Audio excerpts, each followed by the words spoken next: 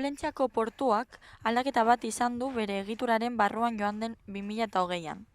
Plentzia telebistatik portuaren egungo egoera azaltzea erabaki dugu herritar guztiei oraindik ontzirik ez dagoela eta portuaren antolaketa berria zein den jakinarazteko.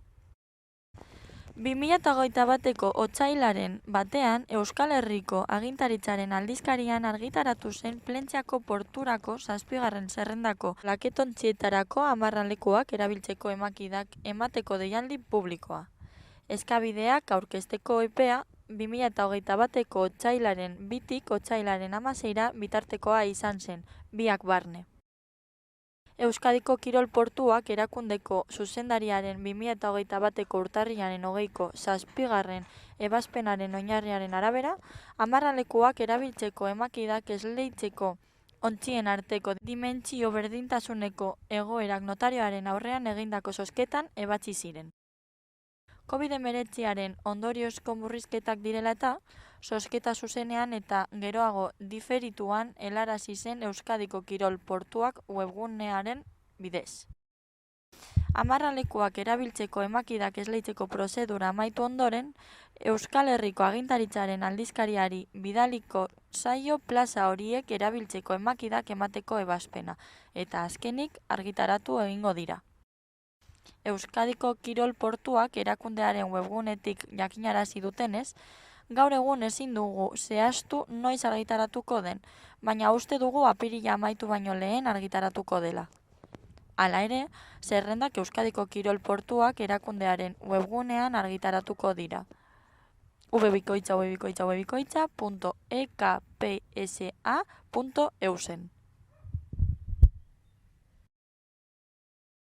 El puerto de Plencia ha tenido un cambio dentro de su estructura el pasado 2020. Desde Plentzia Televista hemos decidido explicar la situación actual del puerto para así dar a entender a toda la población el por qué todavía no hay barcos y cuál es la nueva organización de este puerto. El día 1 de febrero del 2021 se publicó en el Boletín Oficial del País Vasco la convocatoria pública para el otorgamiento de concesiones de uso de plazas de amarre para embarcaciones de recreo de la 7ª lista para el puerto de Plencia. El plazo de presentación de solicitudes fue del 2 de febrero al 16 de febrero de 2021, ambas inclusive.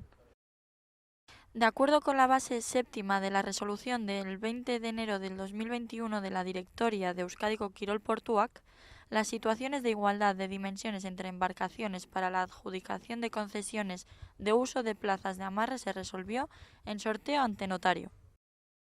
Este sorteo se celebró en Vitoria-Gasteiz el día 31 de marzo de 2021 a las 12:30 horas en las dependencias notariales.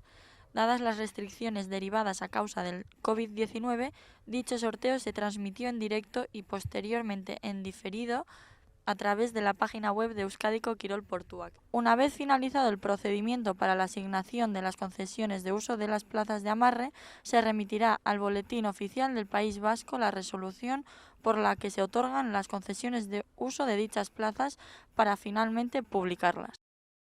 Desde la página de Euskadiko Kirol Portuak informan que, si bien a día de hoy no podemos precisar la fecha de su publicación, estimamos que sea antes del fin del mes de abril.